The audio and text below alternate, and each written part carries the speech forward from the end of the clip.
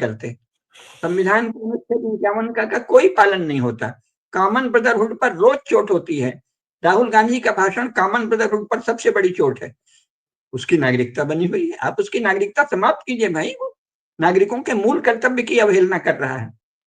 तो हमारा जो शासन है वो स्वयं उस संविधान का पालन नहीं करता जिसकी वो घोषणा शपथ लेता है आए दिन, और रोज संविधान को प्रणाम करते हैं। मोदी जी स्वयं ऐसे सिर झुकाते हैं, उसको पैर बैर पड़ते हैं संविधान को कोई मनुष्य मान के। ये संविधान का पालन नहीं करते। संविधान के वो प्रावधान जो बहुसंख्यकों के धर्म की रक्षा के लिए बने हैं और भेदभाव के बिना सबके धर्म की रक्षा के लिए बने हैं, उसका तो पालन ही नहीं होता। नागरिकों के मूल कर्तव्य का पालन नहीं होता, तो मांग करनी पड़ेगी। अपने हाथ में आप शस्त्र नहीं ले सकते, शस्त्र लेने से कुछ नहीं होगा। स्टैंडिंग आर्मी के विरुद्ध आप कुछ नहीं करते, मांग करिए। इसमें एक और बात आती है मनुस्मृति के बारे में, कि दर्शकों पहले तो बता दें कि आप तो पुस्तक तो खरीदिए, पढ़िए, और ये सीरीज पूरा देख सकते हैं। और गेंटू कोड पे एक अलग वीडियो किया था पिछले साल, और वो जरूर देखें। गेंटू कोड का वो वीडियो भी आपको प्लेलिस्ट में दिख जाएगा, जो उसमें लगी हुई है प्लेलिस्ट। तो एक बात, जैसे अगर भारतीयों ने मनुस्मृति का पालन किया तो भारत कहाँ पहुंच जाएगा? थोड़ा उसमें थोड़ा सा आइडिया दीजिए लोगों को। वो तो जब राजधर्म पर पालन करेंगे तब विशेष होगा, लेकिन मुख्य बात यह है कि सभी लोग अपने अपने धर्म का पालन करेंगे। तो सबके धर्म का प्रतिपादन है। ब्राह्मण क्या करेगा? वेदों का मतलब और ज्ञान पूरी तरह स्वतंत्रता है, उसके बाद पूरी तरह स्वतंत्रता है। हाँ, वास्तविक स्वतंत्रता तो धर्म के पालन में ही है, पालन में ही है, और धर्म के पालन की उपेक्षा में अराजकता है। धर्म जो इधर हम बात कर रहे हैं, वर्णाश्रम की बात कर रहे हैं। वर्णाश्रम का पालन होगा तो स्वतंत्रता अपने आप स्वाभाविक है ना? वर्णाश्रम ही धर्म है, क्योंकि संपूर्ण उन्होंने मन ने क्या कहा है वो कल हम बताएंगे अलग से श्लोक, कि संसार में केवल 4 वर्ण हैं। मनुष्यों के केवल 4 वर्ण होते हैं, पंचम वर्ण कुछ होता ही नहीं है। संसार भर में वर्ण है, इंग्लैंड में भी वर्ण है, यूएसए में भी वर्ण है, पर वहां चूंकि ज्ञान नहीं है इसलिए उसको विभाजित नहीं करते। तो सबसे अधिक शास्त्र शुद्ध प्रामाणिक वर्ण और आश्रम की व्यवस्था भारत में रही है। वर्तमान में है ये नहीं कह सकते, वर्तमान में तो इसमें बहुत बाधाएं। वर्तमान में भारत में भी वर्णाश्रम धर्म का पालन ठीक से नहीं होता। तो वर्णाश्रम धर्म ही धर्म है, वर्ण और आश्रम। अब मान लीजिए कोई गृहस्थ है, वो अचानक सन्यासी बन जाए, जैसे गांधी जी हैं। सन्यासियों के लिए जो धर्म का प्रतिपादन था, अहिंसा आदि, वो अपने आप को कहते थे कि मैं इस समय भारत का सबसे बड़ा क्षत्रिय हूँ, मैं अंग्रेजों के विरुद्ध लड़ने वाला योद्धा सेनापति हूँ, और भाषण देते थे सन्यासियों वाला। तो अगर मनुस्मृति का शासन होता तो उनको दंडित किया जाता गांधी जी को। अरे आप पहले तय करो कि आप गृहस्थ हो कि सन्यासी हो। गृहस्थों को सन्यासी की भाषा नहीं बोलनी चाहिए। इस समय भारत के बहुत से शासक हैं जो आए दिन कहते हैं कि ये गांधी और बुद्ध का देश है, और बुद्ध भी बहाना है, जो कि बुद्ध ने तो युद्ध का भरपूर पक्ष लिया है। बुद्ध तो अपने समय के राजाओं को युद्ध की प्रेरणा देते थे, युद्ध लड़ो। तो बुद्ध की आड़ में गांधी गांधी रखते हैं। तो इस प्रकार वो क्या करते हैं, शासन में है, राजनीति करते हैं, लोगों से वोट सत्ता के लिए समर्थन प्राप्त करते हैं, और सन्यासियों वाली बात गिनाते हैं। अरे भाई, जो अहिंसा, जो क्षमा, जो पूर्ण शांति सन्यासी को करनी चाहिए, वो आप फिर राजनीति से हटिए, पार्टी से, और प्रधानमंत्री या मंत्री या मुख्यमंत्री या किसी भी राज्यपाल सब पदों से इस्तीफा दीजिए। जज भी मत बनिए, क्योंकि जज भी एक राजकीय पद है भारत में, स्टेट का एक पार्ट है जुडिशियरी, है ना। और ब्यूरोक्रेट भी स्टेट का पार्ट है। स्टेट के 3 पार्ट हैं, विधायिका, कार्यपालिका और जुडिशियरी, विधिपालिका। तो जो किसी भी उसमें है उसको ये सन्यासियों की भाषा बोलने का अधिकार नहीं है। सन्यासी की भाषा केवल सन्यासी बोलेगा। संसार के विषय में ये कहना कि हमारा कोई शत्रु नहीं है, अभी कुछ दिनों पहले एक बहुत बड़े संगठन के प्रमुख का भी भाषण आया था, माननीय भागवत जी का, हमारा तो कोई शत्रु नहीं है। अरे आप शत्रु नहीं है तो आप फिर गृहस्थ नहीं है। जिसका कोई भी शत्रु नहीं हो, पापी भी जिसका शत्रु नहीं हो, अधर्मी भी जिसका शत्रु नहीं हो, अत्याई भी जिसका शत्रु नहीं हो, दुष्ट भी जिसका शत्रु नहीं हो, उसको हट जाना चाहिए, संन्यास ले लेना चाहिए तत्काल। तो अगर मनुस्मृति का पालन होगा तो ऐसे लोग जो इस तरह की सन्यासियों की भाषा बोलते हैं, उनको गृहस्थ धर्म छोड़ना पड़ेगा, राजनीति छोड़नी पड़ेगी, खेती छोड़नी पड़ेगी, व्यापार छोड़ना पड़ेगा, शिल्प छोड़ना पड़ेगा, लिखना पढ़ना, बौद्धिकता, ये जो बाकी अपरा विद्याओं का जो कारोबार है, भाषण देना, लिखना, बोलना, रेडियो, टीवी, ये सब तो वार्ता है ना, वार्ता छोड़नी पड़ेगी। यानी आप कृषि, गौरक्षा, वाणिज्य, वार्ता, शिल्प कुछ नहीं कर पाएंगे, फिर आप संन्यास लीजिए। तो मनुस्मृति का पालन होगा तो कोई भी अपने आश्रम और अपने वर्ण से विचलित नहीं होगा। सबको धर्म का पालन करना होगा, जिससे संपूर्ण प्रजा परम सुखी होगी। अराजक लोग दंडित होंगे कठोरता से, क्योंकि दंड ही राजधर्म है, दंड ही राजधर्म है प्रमुखता से। ये होगा। और मनु का पहला शहर तो अयोध्या है, दशरथ महाराज हाँ, जहाँ पे राज करते थे, अयोध्या उनका शहर है। तो हाँ, इक्ष्वाकु वंश, हाँ, इक्ष्वाकु वंश के ही प्रधान है वो। और लेकिन हाँ, समुद्र, मनु तो वैसे तो वो संपूर्ण मानव जाति के प्रधान है, लेकिन राजधानी अयोध्या थी। इसका प्रूफ हमको भगवद गीता में मिलता है, एक चौथे चैप्टर के श्लोक में, इमं व्यवस्थे योगम प्रोक्तवान अव्ययम् हाँ, विवस्वान् मनवे प्राह मनु इक्ष्वाकु। योगम प्रोक्तवान अव्ययम्, हाँ, विवस्वान मनवे प्राह मनु रक्षाकवे ब्रवीत। सबसे पहले विवस्वान को ये ज्ञान दिया और विवस्वान ने मनु को दिया, है ना। इमम मतलब कृष्ण भगवान बोल रहे हैं मैंने पहले ज्ञान दिया, हाँ, तो गीता के बारे में बोल रहे हैं कि यही योग का हाँ, ज्ञान, योगम। हाँ, तो हाँ, मतलब कि एक बात ये भी सही है कि सारे धर्म को एक तरह से हम योग भी बोल सकते हैं, कि सारे वेदों का ज्ञान भी योग है हाँ, ना? योग और वेदों का ज्ञान भी सेम है, सिर्फ योग आसन हाँ, नहीं है, ये पूरा भगवद ज्ञान गीता योग भी है, हम्म। ज्ञान योग है ना। अच्छा, एक ज्ञान के आपने बिना तो ज्ञान के बिना तो ना योग हो सकता, ना कर्म हो सकता, कुछ भी नहीं हो सकता। ज्ञान तो मूल है। तो भारत को अगर चक्रवर्ती सम्राट बनाना है, तो उस जो भी सम्राट बनेगा अगला, या जो बनना चाहिए, उसको मनुस्मृति का ज्ञान पूरा होना चाहिए, उसको मनुस्मृति को ही भारत में इम्प्लीमेंट करे। वो चक्रवर्ती सम्राट तो पता नहीं कब बनेगा, वो तो आप कुसुमलता माँ से अपनी पूछिए। लेकिन भारत का सम्राट होने के लिए, भारत का राजा होने के लिए भी मनुस्मृति का ज्ञान आवश्यक है, अन्यथा वो वस्तुतः राजा होने के योग्य नहीं है। मतलब और अगर अगर कोई मनुस्मृति का पालन नहीं करता तो वस्तुतः वो धर्मशास्त्र के अनुसार उसका शासन अवैध शासन है, वो विधि विरुद्ध शासन है। अगर अगर कोई मनुस्मृति का ज्ञान क्यों या मानव धर्म का पालन नहीं करता है, तो वो भारत का प्रधानमंत्री या राष्ट्रपति कहलाने योग्य भी नहीं है, ऐसा बोला जा सकता है? बिल्कुल, उस पद पर रहने योग्य भी नहीं है, लेकिन नागरिक जागरूक तो हों। हमारे धर्म क्षेत्र के आचार्य, बड़े बड़े मठों के मठाधिपति और धर्म का पालन करने वाले हिंदू मांग तो करें, वो रह ही नहीं पाएगा। देखिए, नेता को वोट चाहिए, आप वातावरण बना दीजिए, बात तो सब के सब मनुस्मृति पढ़ने लगेंगे, क्योंकि ये नेता कोई पुराने परंपरागत राजा थोड़ी है। इनका अपना ज्ञान नहीं होता है। इनके यहाँ, इनकी जो भी लाइब्रेरी होगी उसमें अंग्रेजी की पुस्तकें भरी होंगी। इनके यहाँ गीता, वेद, उपनिषद नहीं होगा, होगा भी तो दिखावे को रखा होगा, ज्ञान नहीं है। तो ये तो राजपद के योग्य ही नहीं है। लेकिन इनको वोट के लिए लोगों के मत चाहिए। हिंदुओं को अपना वातावरण बनाना चाहिए कि मनुस्मृति को पढ़ो और मनुस्मृति के पालन की प्रतिज्ञा करो, तभी हम तुमको प्रधानमंत्री बनाएंगे। तो हिंदुओं को ये करना चाहिए। दर्शकों को से मैं आप पूछता भी हूँ, सपोज करिए, दर्शकों को मैं बोल रहा हूँ कि आप सोचिए कि अगर भारत बोले हमको पश्चिम की कोई भी पॉलिसीज एक्सेप्टेबल नहीं है, कोई एग्रीमेंट हम नहीं कर सकते अगर मानव धर्म के ऊपर आधारित ना हो या मनुस्मृति आधारित ना हो, सिंपल सा एक कंडीशन लगा दे, क्या किसी की कोई मजाल है दुनिया में जो भारत को चैलेंज कर सके? कोई भारत को चैलेंज नहीं कर सकता। ये तो हमारे पॉलिटिशियंस का ऐसा लगता है मुझे, आप इसे बताइए, कि वो स्वयं ही कॉलोनाइज्ड है, बहुत बुरी तरह कॉलोनाइज्ड है। तो देखिए, कॉलोनाइज शब्द भी यूरोप का है, मैं उसका प्रयोग नहीं करता, है ना। पहली बात तो ये कि मान लो आपको जिससे दूसरे दुनिया के दूसरे देशों से बात करनी है तो आप उनकी भाषा में कहिए। मान लीजिए भारत का शासक ये कह दे कि हम यूनिवर्सल ह्यूमन वैल्यूज हमारे सिटीजनशिप की शर्त है, आप मनु का नाम मत लीजिए शुरू में। यूनिवर्सल ह्यूमन वैल्यूज, सार्वभौम मानव मूल्य ही भारत की नागरिकता का आधार है, इतना कह दें तो भी मनुस्मृति आ जाएगी। क्योंकि सार्वभौम मानव मूल्य संपूर्ण मनुष्यों का जो सामान्य धर्म है, उसका वर्णन केवल मनुस्मृति में और फिर अन्य धर्म स्मृतियों में। मानव धर्म शास्त्र में पहले 6 अध्याय में इसका प्रतिपादन किया है कि धृति क्षमा दमोस्तेयम शौचम इंद्रिय निग्रह धीर विद्या सत्यम अक्रोधा दशकम धर्म लक्षणम, ये सामान्य धर्म है, सभी मनुष्यों के द्वारा पालनीय।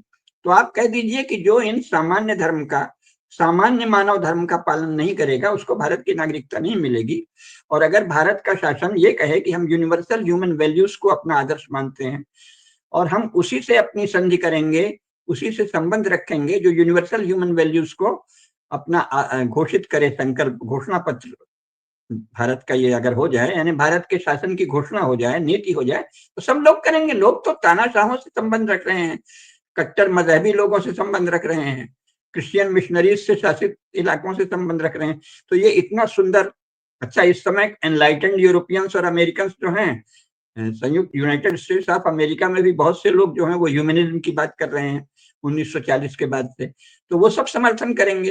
कोई पहले कोई कहे तो भारत के शासक को यूनिवर्सल ह्यूमन वैल्यूज, सार्वभौम मानव मूल्य के पालन की घोषणा करनी चाहिए, जो कि मनु ने सबसे अच्छे ढंग से लिखा है। और दूसरे धर्मशास्त्रों में याज्ञवल्क्य ने भी लिखा है, अंगिरा ने भी लिखा है, बृहस्पति ने भी लिखा है, नारद स्मृति में भी है, कौटिल्य ने भी यही लिखा है। व्यवस्थितारी मर्यादा कृतवर्णाश्रम स्थिति त्रय्या ही रक्षितो लोके प्रसीदति न सीदति, ये कौटिल्य ने कहा है। आर्य मर्यादा को व्यवस्था करना और तीनों वेदों का और उसके बाद आन्वीक्षिकी और वार्ता का पालन करना, प्रजा के पालन में त्रयी विद्या, आन्वीक्षिकी और वार्ता, इनका पालन करना कौटिल्य ने भी कहा है। वही सामान्य मानव धर्म है।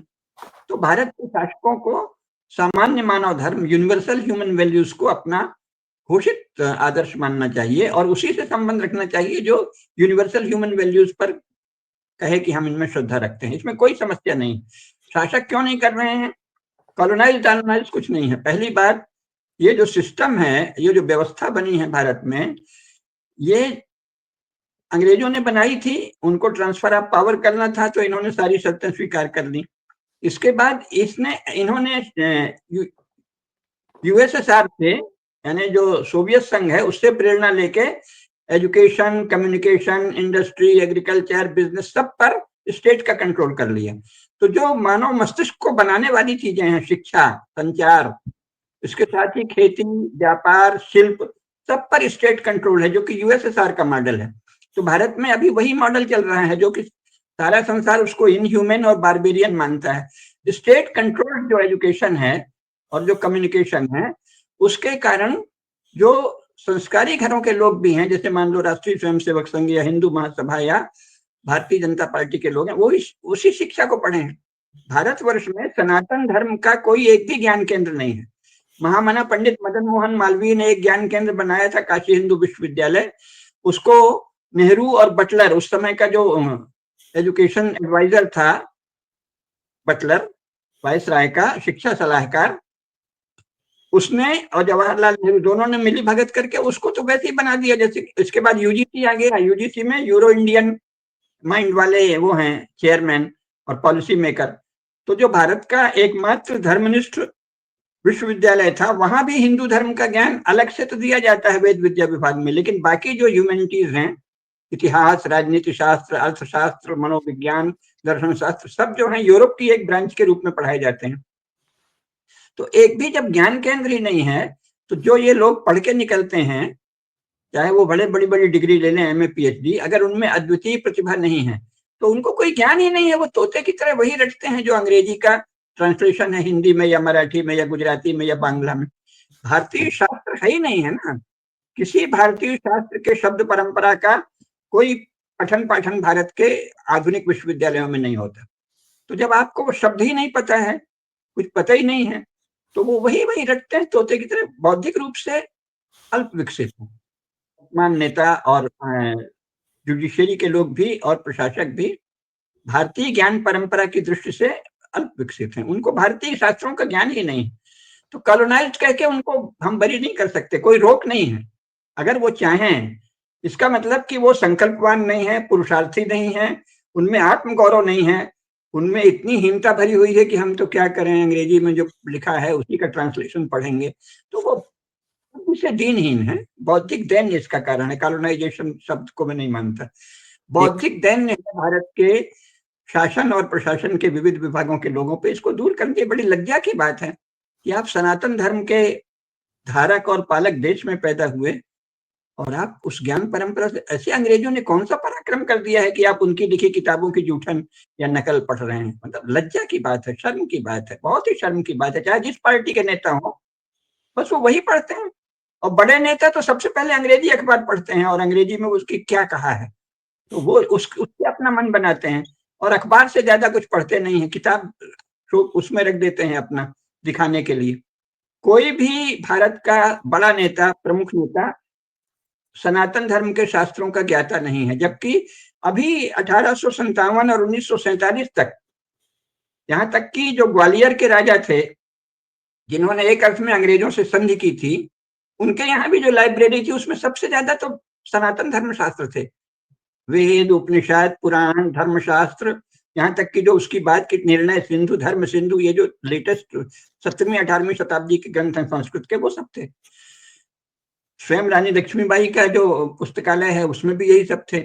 आपके त्रावणकोर, कोचीन हो, कहीं भी हो, मैसूर हो, सब राजाओं के पास शास्त्र का ज्ञान था। हमारे रीवा के राजा थे, वो संस्कृत के शास्त्र उतना ही ज्यादा जानते थे, जबकि वो पढ़े वहां लंदन में थे।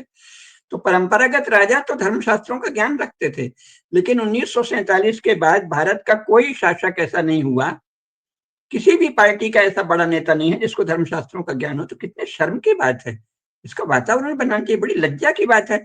आप भारत में शासन कर रहे हैं और भारत के शास्त्र ही नहीं जानते। और हिंदू संगठन हैं, उनके भी जो नेता हैं वो सनातन धर्मशास्त्र नहीं जानते, कुछ अपना कुछ शब्द रट लेते हैं, बढ़िया भाषण, जैसे 9th और 10th क्लास के लड़के जिस स्तर का भाषण देंगे उस स्तर का भाषण देते हैं। धर्मज्ञ विद्वानों के जैसा कोई भी संगठन का चीफ भाषण नहीं देता। वो तो एक आखिरी प्रश्न है मेरा, एक आखिरी प्रश्न है, छोटा-सा आंसर दीजिएगा मुझे, क्योंकि वीडियो ऑलरेडी लोग देख रहे हैं, 45 मिनट हो गया है। तो एक आखिरी प्रश्न है मेरा कि यूजीसी आपने बात किया, भारत के यूनिवर्सिटीज़ के वाइस चांसलर्स, भारत के यूनिवर्सिटी के डिपार्टमेंट्स, ये सभी लोग जो हैं, एक तरीके से भारत, इनको शर्म आती है मनुस्मृति पे बात करने की। उसे एक ग्लानि की भावना से देखते हैं। और इस तरह से भारत के बच्चे भी जो हैं स्कूल्स में, कॉन्वेंट स्कूल तो बंद करना चाहिए।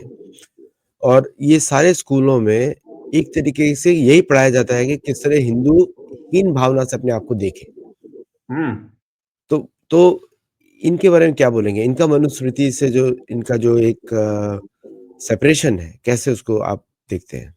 या उसमें क्या ज्ञान करना चाहिए? उनको बताना चाहिए, जो जो हमारे धर्म के बड़े आचार्य हैं और जो प्रबुद्ध हिंदू हैं, हम आप जैसे लोग, इन सबको ये बताना चाहिए कि शर्म की बात तो ये है कि तुम मनुस्मृति को नहीं जानते, शर्म की बात ये है कि तुम भारत का ज्ञान नहीं जानते। और शिक्षा को या तो शासन से मुक्त कर दिया जाना चाहिए, जैसे बहुत से लोकतांत्रिक देशों में है। शिक्षा कायदे से हिंदुओं की शिक्षा हिंदू धर्म के शीर्षस्थ विद्वानों के नियंत्रण में होनी चाहिए, तो शिक्षा नीति बदलेंगे और हिंदू शिक्षा केंद्र बनेंगे। और तब तक ये बताना चाहिए, वातावरण बनाना पड़ेगा ना कि भाई, लज्जा की बात यह है कि लगता ही नहीं कि तुम भारत में इतने महान गौरवशाली इतिहास और अतीत वाले देश में पैदा हुए, तुमको शर्म आनी चाहिए। तो प्रबुद्ध नागरिकों के समूह ऐसे होने चाहिए जो ये वातावरण बनाएं कि जो सनातन धर्म के शास्त्रों को नहीं जानता, उसका राजनीति में, प्रशासन में, विधि में, न्याय में कहीं भी होना लज्जास्पद है, बहुत ही लज्जा की बात है। उसको कुछ जानना चाहिए, ये वातावरण बनाना पड़ेगा। बहुत-बहुत धन्यवाद आपका इस पे शुरुआत करने के लिए। दर्शकों, ये 2025 का पहला वीडियो है, मतलब जो फ्रेश है, रिकॉर्ड हुआ है। और आप इसको जम के लाइक करिए, शेयर करिए और इस पूरी श्रृंखला को ज़रूर देखें। इस बार, इस साल हमारा मेजर प्रोग्राम रहेगा मनुस्मृति और भागवत पुराण। फिर हम बाकी पुराणों से तो मैं बताता ही रहता हूँ आपको इधर-उधर से, और लेकिन भागवत पुराण और मनुस्मृति और किस तरह भगवद गीता की आपने लास्ट ईयर सीरीज़ भी देखी है, हमारी इंग्लिश में चल रही है। इस बार हिंदी में शुरू हो जाएगी। तो आप ज़रूर इसको, वीडियो को देखें और ध्यान से सुनें और अपने जो लोकल पॉलिटिकल लीडर्स हैं या जो भी, जहाँ भी आपकी रीच है, उन सबको बताएँ कि मनुस्मृति को वापस पढ़ाया जाए। इंग्लिश वाला नहीं, इंग्लिश ट्रांसलेशन वाला नहीं, सारे इंग्लिश ट्रांसलेशन खराब है। संस्कृत हिंदी या संस्कृत मराठी या संस्कृत गुजराती, उनको पढ़ें आप। तो thank you very much Rameshwar ji for coming on the show, and thank you for all the viewers for watching it. Like करिएगा, शेयर करिएगा, सब्सक्राइब करिएगा। और कुसुमलता माँ ने जो बताया था कि अंगूठा दबाने का आपको टैक्स नहीं है, उस पे जीएसटी नहीं लगता।